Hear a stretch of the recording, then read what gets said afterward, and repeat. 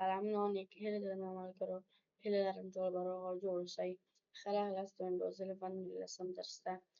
څرنګه تاسو پوهیږئ په تېر درس کې موږ او تاسو په دې هکله معلومات ترلاسه کړ څنګه د خپل کمپیوټر سرعت یا هم سپیډ زیات کړو. د دې لپاره چې د خپل کمپیوټر سرعت یا سپیډ زیات کړو مختلفې لارې شته، مثلا recent temp یا temporary percentage temp disk cleanup defragment services msconfig یا هم Microsoft configuration visual effect یا هم appearance processor scheduling and virtual memory. دې درس کې موږ او تاسو د recent temporary percentage temp disk cleanup defragment او services لارې ولوستلې او موږ پوهېدلو چې څنګه د دې لارو په واسطه د خپل کمپیوټر سرعت زیات کړو. نورې لارې هم شته، مثلا msconfig یا چې د مایکروسافټ کانفیګوریشن څخه اخیستل شوی، یا هم visual effect یا هم appearance processor scheduling یا هم virtual memory.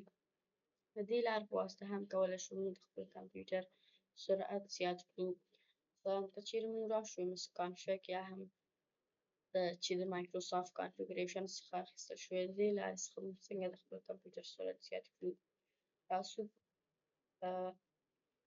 سرچ باکس کې سرچ ورکوو msconfig.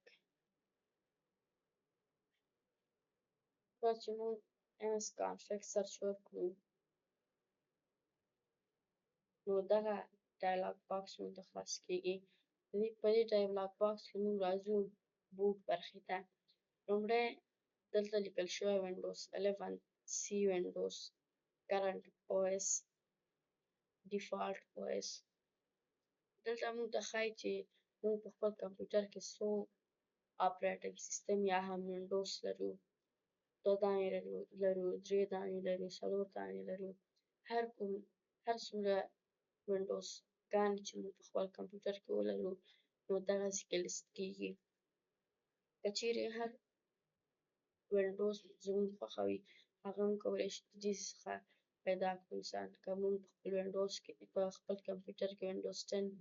انسټال کړی وي، وینډوز 10 دلته لیست کیږي او موږ کولی شو چې په اسانۍ سره هغه پیدا کړو. یا وینډوز 8 وي یا وینډوز 7 یا همداسې نور. او کله کله موږ ته دا هم راځي کله چې موږ خپل کمپیوټر سټارټ کوو هلته موږ ته دغه ډایلاګ باکس دوباره خلاصیږي او هلته موږ ته وایي چې تاسو غواړئ چې کوم وینډوز ته لاړ شئ. که چیرې موږ په خپل کمپیوټر کې وینډوز 11 وینډوز 10 7 8 څلور دانې ډاونلوډ انسټال کړی وي، بیا هلته موږ ته راځي چې تاسو غواړئ کوم وینډوز ته داخل شئ، وینډوز 11 وینډوز 10 وینډوز 8 وینډوز 7. هر کوم وینډوز چې زموږ خوښیږي هغه موږ اوپن کولی شو او موږ ته یو وخت هم راکوي. مثلا دې څخه موږ کولی شو هغه وخت زیات او کم کړو. که چیرې موږ 30 ثانیې وغواړو 30 ثانیې کولی شو. مثلا که چیرې وغواړو 10 ثانیې وکړو 10 ثانیې هم کولی شو. مثلا که چیرې وغواړو 4 ثانیې وکړو 4 ثانیې هم کولی شو. هر څومره ثانیې یا هم دقیقې یا هم ساعت چې زموږ خوښه وي هغه موږ ټاکلی شو. بعضې وخت موږ خپل کمپیوټر کې 5 شپږ دانې وینډوز ګانې لرو خو موږ غواړو یوازې په خپل کمپیوټر کې د یو وینډوز څخه کار واخلو د همیشې لپاره، مثلا د وینډوز 11 څخه. یا موږ دې ځای ته راځو او وینډوز 11 انتخابوو او دلته set as default وایو. ګورئ اوس set as default غیر فعال شوی دی ځکه زموږ په کمپیوټر کې یوازې یو اپریټنګ سیسټم دی چې هغه وینډوز 11 ده او د دې له خاطره set as default او delete آپشن غیر فعال شوی دی. که چیرې موږ نور وینډوز ګانې هم ولرو په خپل کمپیوټر کې بیا دلته set as default او delete آپشنونه هم فعال کیږي. بعضې وخت موږ په خپل کمپیوټر کې وینډوز 10 یا هم وینډوز 11 دا 3 دانې لرو. موږ غواړو د دوی څخه یو دانه ډیلیټ کړو، یعنې زموږ په کار نه وي. نو موږ دې ځای ته راځو او هغه باندې هغه یو ځل سلیکټ کوو، بیا دلته ډیلیټ وایو. کله چې موږ ډیلیټ ووایو هغه وینډوز زموږ له کمپیوټر څخه پاک کیږي یا هم ډیلیټ کیږي. او هر څومره چې موږ په خپل کمپیوټر کې لږ وینډوز ولرو نو په هماغه اندازه زموږ د کمپیوټر سرعت هم زیات وي. نو دا د MS کانفګ له لارې د خپل کمپیوټر سرعت زیاتول. بل که چیرې موږ سروسز برخې ته راشو، هماغه پخوانی درس کې چې موږ ولوسته سروسز چې کوم شی یا هم کوم اپلیکیشن موږ په خپل کمپیوټر کې رن کړو، کوم سټاپ کړو، کوم پس یا هم کوم ریزیوم کړو. مثلا موږ وینډوز اډیو غواړو رن یا هم سټاپ یې کړو، نو دې څخه راځو ورباندې رایټ کلیک کوو او یا هم راځو ورباندې ډبل کلیک کوو او یو ځل یې سلیکټ کوو، بیا راځو ډسیبل وایو. کله چې موږ ډسیبل وویل نو زموږ د کمپیوټر وینډوز اډیو به ډسیبل شي او هیڅ کار ونه کړي او په دې سره به زموږ د کمپیوټر سرعت زیات شي. همداسې نور اپشنونه مثلا که چیرې راشو موږ پرته د MS کانفګ لاره د ویژوال افیکټ یا هم اپیرنس لاره د پروسسر شیډولینګ ورچوال میموري د ټولو لارو څخه موږ کولی شو چې خپل کمپیوټر سرعت زیات کړو. خو دا چې څنګه د خپل کمپیوټر سرعت زیات یا هم how to speed up our computer، یعنې د خپل کمپیوټر سرعت څنګه زیات کړو. زموږ نننی درس د سټوریج سنس درس ده. که چیرې موږ راشو په وینډوز لوګو باندې رایټ کلیک وکړو او سیسټم ته لاړ شو، د سیسټم په برخه کې موږ سره یو اپشن ده د سټوریج سنس له لارې یا هم سټوریج هم زموږ پخواني یا هم دې درس سره ربط لري چې د دې درس له لارې هم موږ کولی شو خپل د کمپیوټر سرعت زیات کړو. لومړی که چیرې موږ وګورو دغه ځای کې موږ ته لیکلی چې موږ خپل کمپیوټر کې څو ډرایوز لرو او څومره جی بي حافظه لري. موږ په خپل کمپیوټر کې یو ډرایو لرو او 118 جی بي حافظه لري. بل که چیرې موږ راشو د انسټال اپس په برخه کې وګورو، دلته یې لیکلي 58.9 جی بي او 2.15 جی بي، یعنې د انسټال اپس په برخه کې موږ د 58.9 جی بي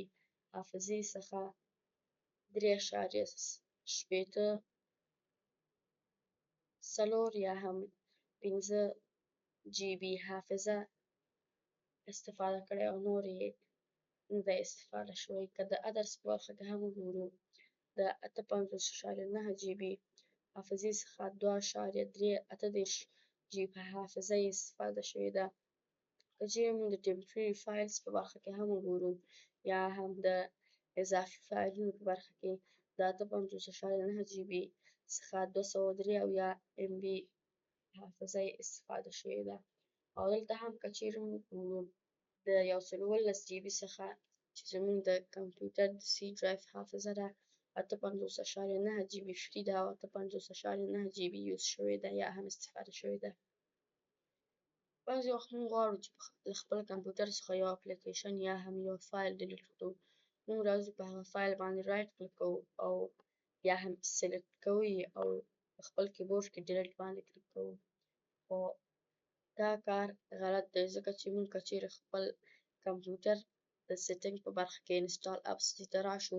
هلته هغه اپلیکیشن یا هم هغه فایل له منځه نه دی تللی او ډیلیټ شوی نه دی. دې لپاره چې موږ هغه فایل یا هم د اپلیکیشن په مکمل ډول سره ډیلیټ کړو، نو راځو انسټال اپس برخې ته او هر کوم فایل چې زموږ خوښه وي یا هم هر کوم یو اپلیکیشن چې زموږ خوښه وي هغه موږ ډیلیټ کولی شو. مثلا کالکولیټر موږ د خپل کمپیوټر څخه ډیلیټ کوو، راځو په دغه 3 ډاټس باندې کلیک کوو، ان انسټال وایو او دوباره انسټال باندې کلیک کوو. کله چې موږ دوباره په ان انسټال باندې کلیک وکړ نو زموږ له کمپیوټر څخه د کالکولیټر اپلیکیشن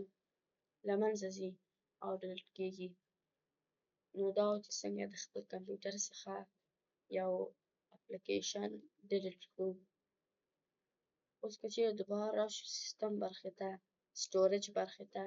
نو دلته ادرس لیکل شوی. د ادرس په برخه کې وګورئ موږ ته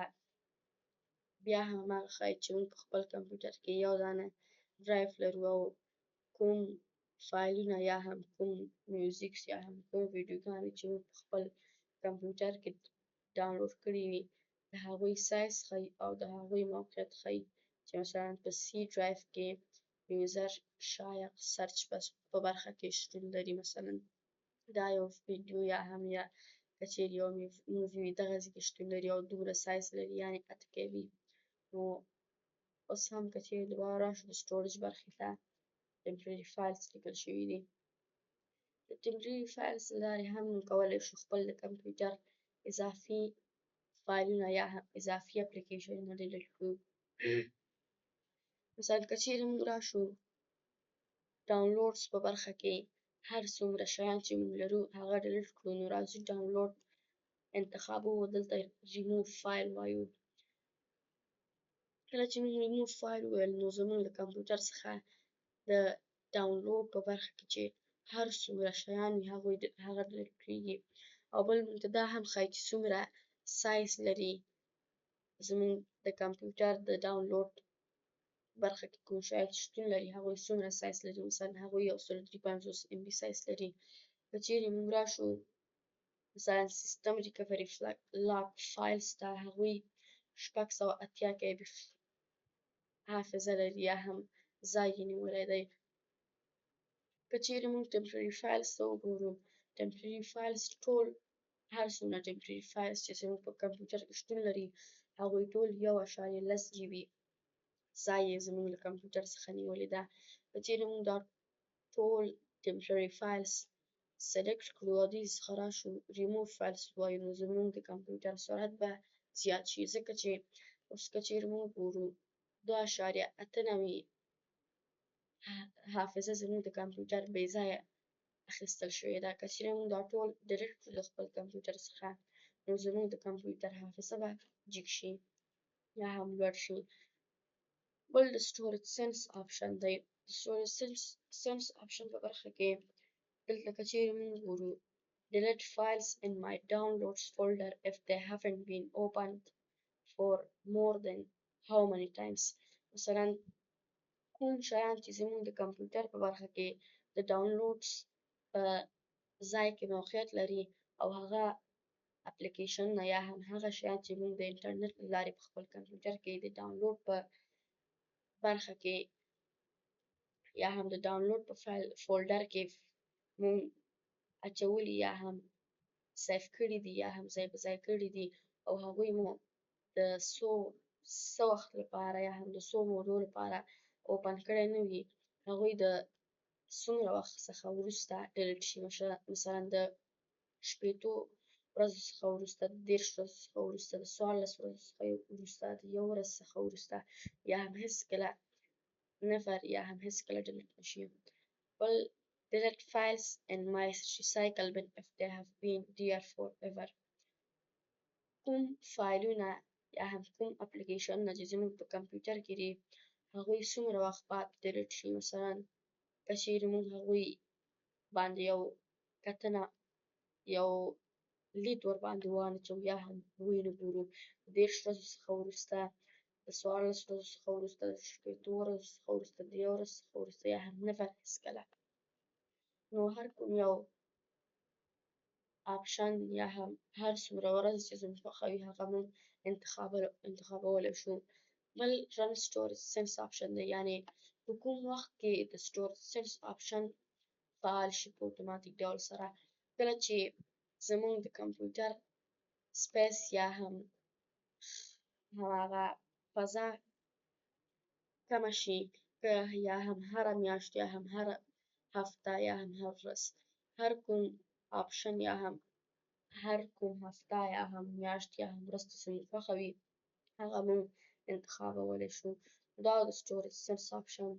بل د کلین اپ ریکمنډیشنز آپشن دی د کلین اپ ریکمنډیشن آپشن په برخه کې هم موږ ته دا ښیي چې د ډاونلوډ یا هم د سیسټم ریکوري لاک فایلز په برخه کې زموږ کوم فایلونه چې شتون لري هغوی څومره ځای نیولی دی او موږ هغه کوم بې ځایه یا هم ټمپرري فایلز چې شتون لري هغوی چې زموږ په کار نه دي هغوی کلین شي یا هم کلین نشي. که چیرې موږ دا دواړه انتخاب کړو او کلین اپ ووایو نو دا ټول به له منځه لاړ شي او زموږ د کمپیوټر حافظه به جګ شي. بل د large or unused files option دی. د large او unused file option په برخه کې موږ هیڅ فایلونه نه لرو چې هغوی پاک کړو. بل د file signed to the cloud کوم فایلونه چې د cloud اپلیکیشن سره ربط لري هغوی زموږ له کمپیوټر څخه ډیلیټ شي یا ډیلیټ نشي. زموږ په کمپیوټر کې هیڅ داسې فایل نشته چې هغه فایل له کلاود څخه سره ربط یا هم کنټرکشن ولري. نو ځکه موږ نشو کولی چې هیڅ کوم فایل ډیلیټ کړو. بل د unused apps په برخه کې هم یعنې د استفادې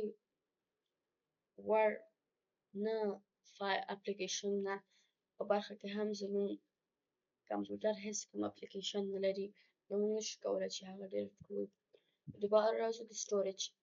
برخه کې advanced storage setting ته. د advanced storage setting په برخه کې موږ سره بعضې آپشنونه دي. مثلا لومړی د storage used on other drives option دی. دلته وګورئ موږ ته هماغه پخوانۍ خبره کوي چې زموږ کمپیوټر یو ډرایو لري حافظه یا هم ریم یا هم هماغه کوم فضا چې لري هغه 119 جی بي ده او 58.9 جی بي ترې استفاده شوې 58.9 جی بي فری پاتې یا هم استفاده شوی نه دی. اوس که چیرې دوباره راشو د advanced storage setting په برخه کې بل آپشن دی د where new content is saved یعنې چیرته نوی شی چې زموږ په کمپیوټر کې ایجاد کیږي یا هم منځته راځي چیرته سیف شي. مثلا په سی ډرایو کې سیف شي یا هم که موږ په خپل کمپیوټر کې نور ډرایوونه ولرو په هغه نور ډرایوونو کې سیف شي یا هم کوم external storage یا هم کوم USB فلش په واسطه چې موږ په خپل کمپیوټر کې سویچ کوو یا هم کنیکټ کوو هلته سیف شي. نو موږ د دې څخه کولی شو چې هر مووي یا هم آفلاین مپس یا هم فوټوز ان ویډیوز هر کوم څیز چې زموږ خوښه وي هغه موږ په مختلفو ځایونو کې سیف کولی شو په خپل کمپیوټر کې خو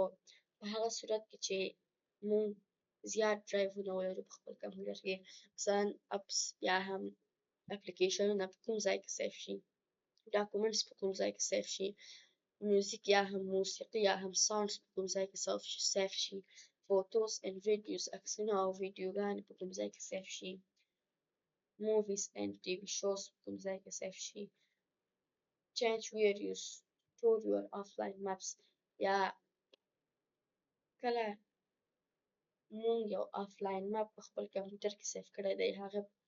له کوم ځای څخه چې مونږ سیف کړی بل ځای ته څنګه انتقال شي د دې څخه موږ کولی شو.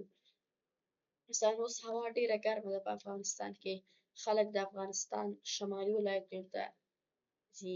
مثلا کابل سالنګ او داسې نور ولایتونه او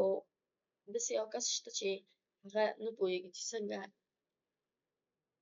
زه باید د جلال آباد څخه مثلا لاړ شم سالنګ ته یا هم له جلال آباد څخه لاړ شم کابل ته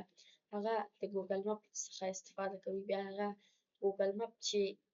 کوم راهنمایي ورته کوي هغه له ځان سره سیف کوي